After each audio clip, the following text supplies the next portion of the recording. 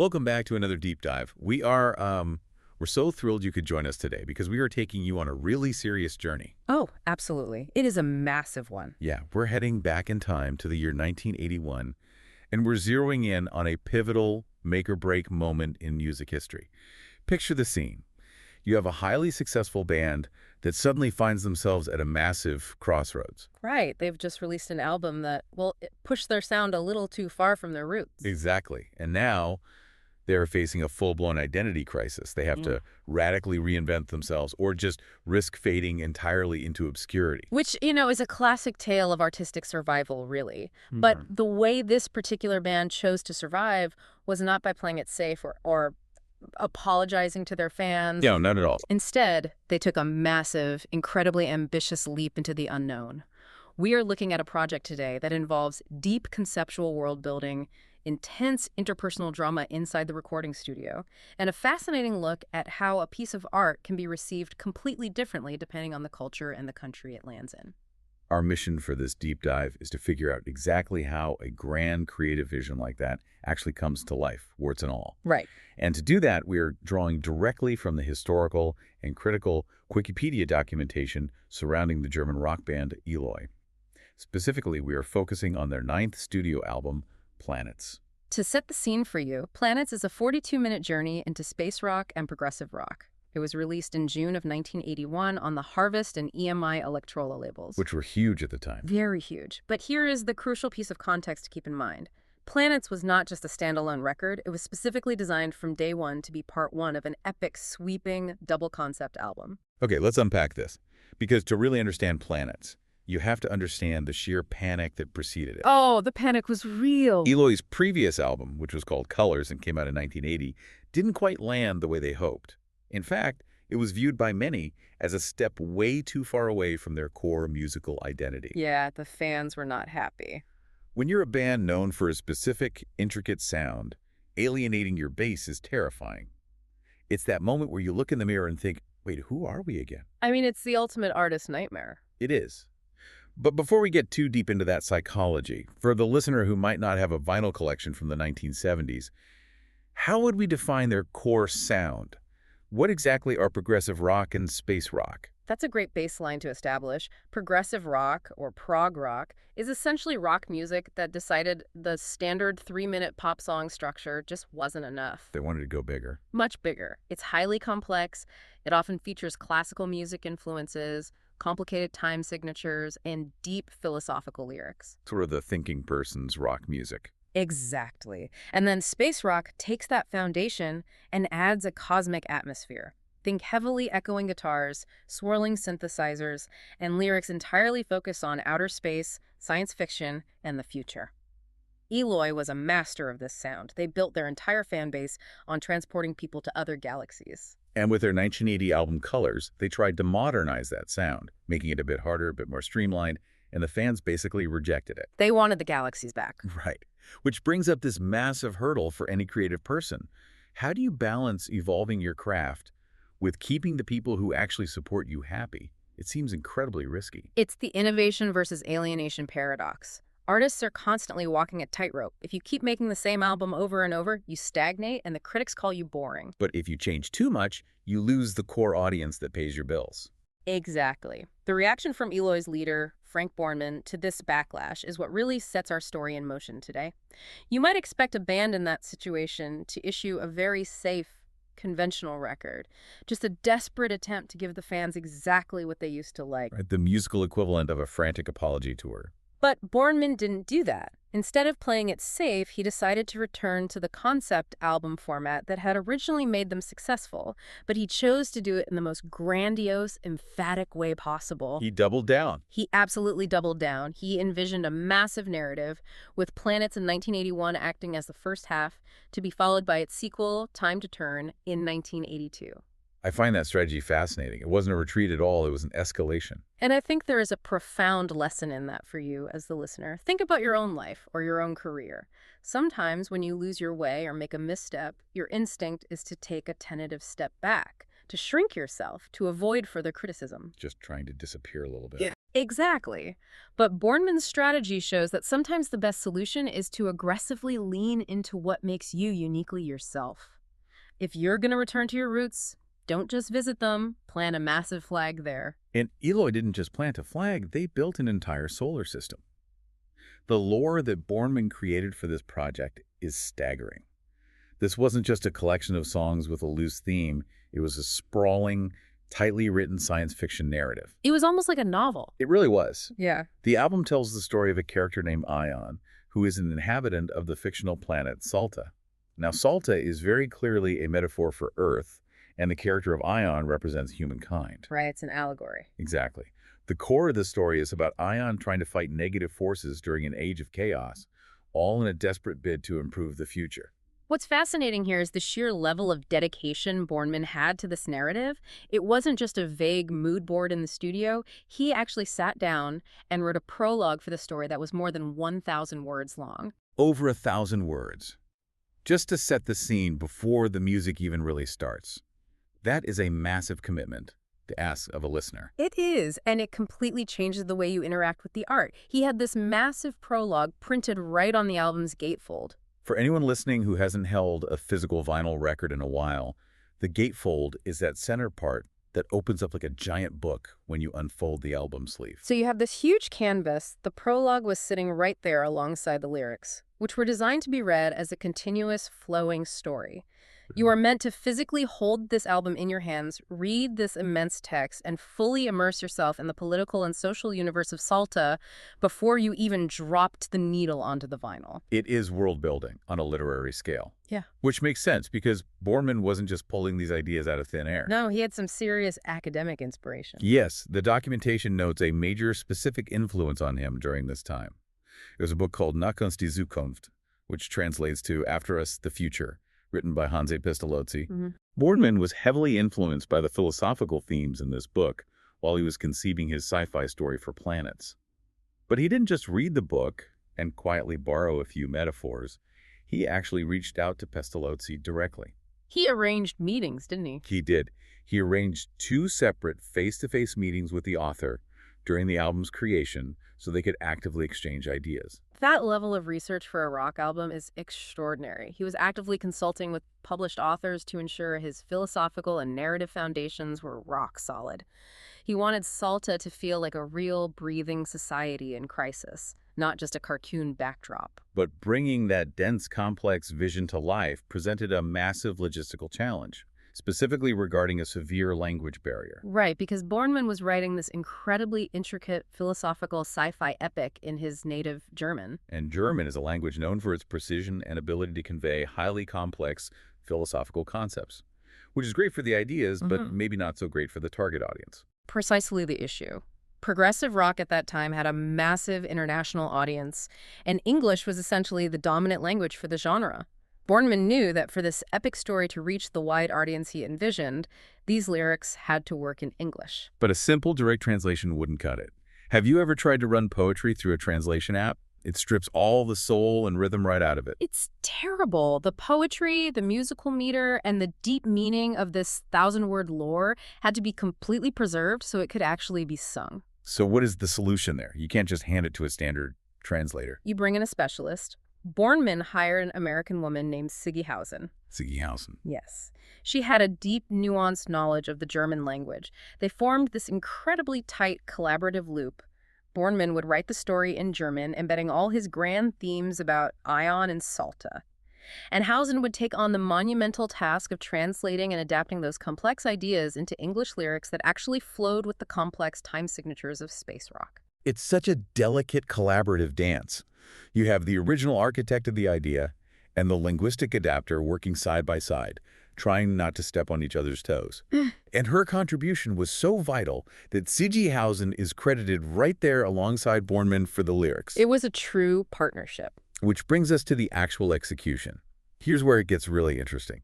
Because when you have a 1,000-word sci-fi prologue, deep philosophical themes translated across languages, and a double album concept to record, you can't just casually stroll into the studio for a few hours a day after grabbing a coffee. No, Eloy needed total, unbroken immersion. They needed a creative crucible. Exactly. So, To ensure they worked better as a single unit and wrote the most cohesive music possible, the band made a radical decision. They rented an apartment and moved in together. They lived and breathed this project 24/7. Think about that for a second.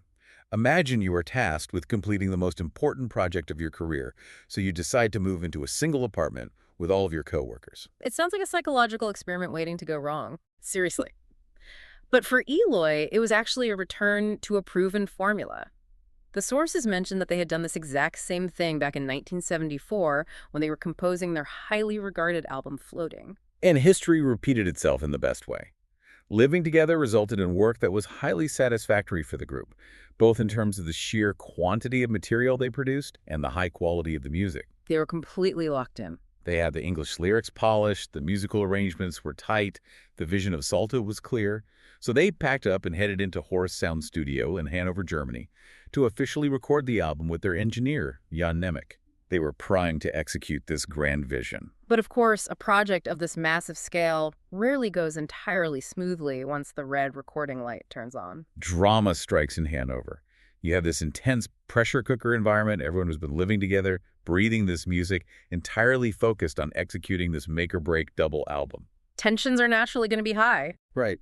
And then, according to the historical documentation, drummer Jim McGillivray starts showing up poorly prepared. Oh, no. Not only is he unprepared, but he's actively underperforming during the actual studio takes. You can just imagine the suffocating tension in that room. You have Frank Bornemann, who has literally held summits with authors and hired bilingual adapters to get every single syllable of his alien planet metaphor perfect.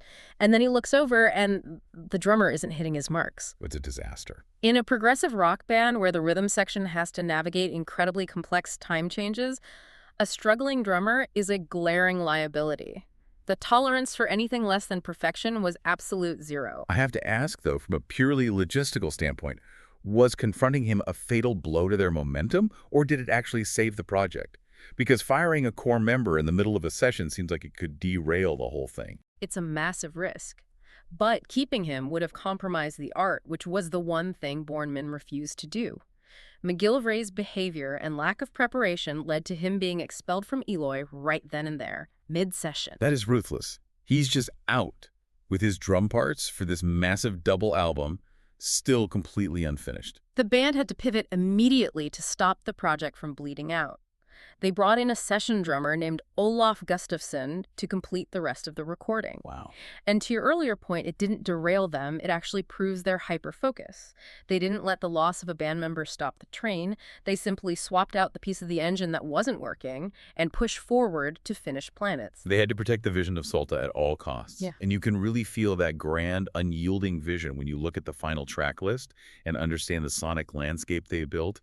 It is a pure, unadulterated space rock journey. The titles alone are fantastic. Just listen to the flow of these titles. You start with a scene-setting introduction and then immediately launch into a track called On the Verge of Darkening Lights. Very dramatic. Then you hit Point of No Return, Mysterious Monolith, Queen of the Night, At the Gates of Dawn, Sphinx, and the whole 42-minute experience wraps up with a song called Carried by Cosmic Winds.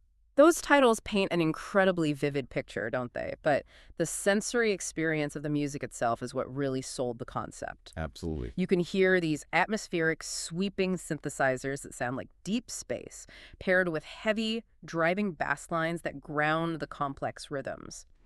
And to elevate that grand cinematic sci-fi feel even further, Eloy made a crucial addition to the studio personnel. They brought in Wolfgang Dahr. What did he bring to the table that a rock band couldn't do themselves? He conducted and arranged sweeping string sections for the album. Oh, that's huge. Adding traditional orchestral elements to progressive rock is a classic, highly effective way to signal to the listener that you are making something truly epic. The way those soaring strings blend with the echoing electric guitars perfectly match the massive scale of the story they were trying to tell about the fate of humankind. So let's look at where we stand. They survived the identity crisis of their previous album. They build an intricate alien world. They painstakingly translate it to English. They survived the studio drama of firing their drummer. And they finally finished this incredibly lush, string-backed space epic. The hard part is over, right? You would think. Now it is time to release it to the world. And here's where the story takes a deeply fascinating turn regarding how art is perceived. If we connect this to the bigger picture, the release of Planets serves as a brilliant case study in the sheer unpredictability of the music industry. You have this German band operating out of a studio in Hanover, releasing an album in their home country of Germany. But the commercial paradox here is staggering. It really is. In their native country, the reception was incredibly disappointing. The German music press was notably negative towards the album. And from a commercial standpoint, it was a really harsh blow. Planets became the very first Eloy album since their 1976 album Dawn to completely miss the German charts altogether. After all that intense work, after writing a 1,000-word prologue, conducting meetings with philosophers, and literally moving into an apartment together, your home country essentially issues a collective shrug. It had to be devastating for the band's morale. Although, to be fair to history, it is worth noting that the sequel album, Time to Turn, did eventually find its way onto the German charts a year later. That's true. But for Planets, the initial reaction at home was deafening silence. But that is not where the story of this album ends. A completely different narrative unfolds just a year later across the English Channel. In 1982, Planets finally gets its official release in the United Kingdom. And the UK label, which was called Heavy Metal Worldwide, decided to handle the release a little differently than the German label did. They changed the strategy. Exactly. Instead of staggering the releases a year apart, Heavy Metal Worldwide put out both halves of the massive double-concept album Planets and Time to Turn simultaneously. They didn't make the audience wait. They presented Frank Bornemann's complete, overwhelming vision all at once. They also recognized that British fans had different visual tastes, right? Because they made a significant aesthetic change to the physical record. The artwork. Yeah. The original German issue of the album featured a painting by an artist named Winfried Reinbacher. But for the UK release, the label commissioned brand new alternative artwork.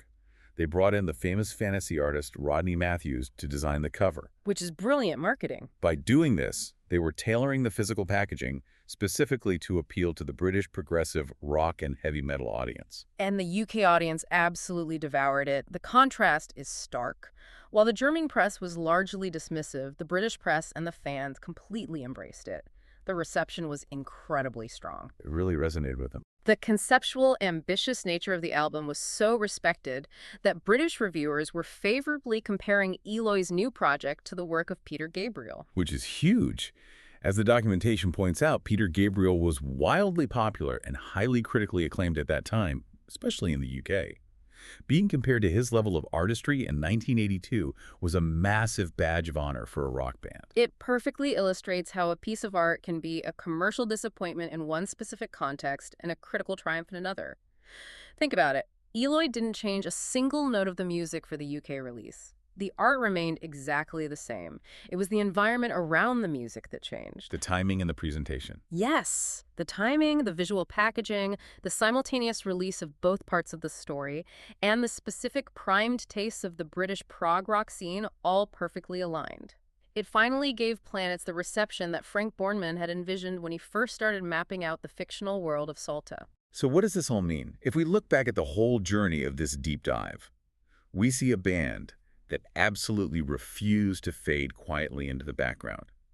They experienced a terrifying identity crisis with their album colors, and their response wasn't to cower, but to create a massive two-part sci-fi allegory for Earth's struggle. They fought back with art. They survived the inner turmoil of firing a core band member mid-recording, and despite being initially rejected by their own home country's charts, they ultimately found a passionate, deeply understanding audience in a completely different country. It really is a masterclass in creative perseverance and betting on your own vision. It absolutely is. But as we wrap up, there's one final lingering thought I want to leave you with, looking at the core themes of this project. What's that? Think about the deep irony of how this album was created. Frank Bornemann wanted to help humans understand Earth, to help us process our own societal chaos and struggles. But to do that, he didn't write a story about Earth. He wrote a story about a fictional alien planet called Salta. And he wrote this grand vision in his native German, only to have it adapted into English to reach its final, most successful form. So I leave you with this provocative thought to explore on your own. Okay, lay it on us. Sometimes, in order to truly understand our own reality and our own problems, we have to translate our experiences into a completely alien language or setting. Why is it that creating a massive fictional distance is often the only way we can finally see ourselves clearly? That is an incredibly powerful thought to end on. Thank you so much for joining us on this deep dive into Eloy's planets. We loved unpacking this dense, fascinating history with you, and we warmly invite you back for our next exploration. Until then, keep digging into the liner notes.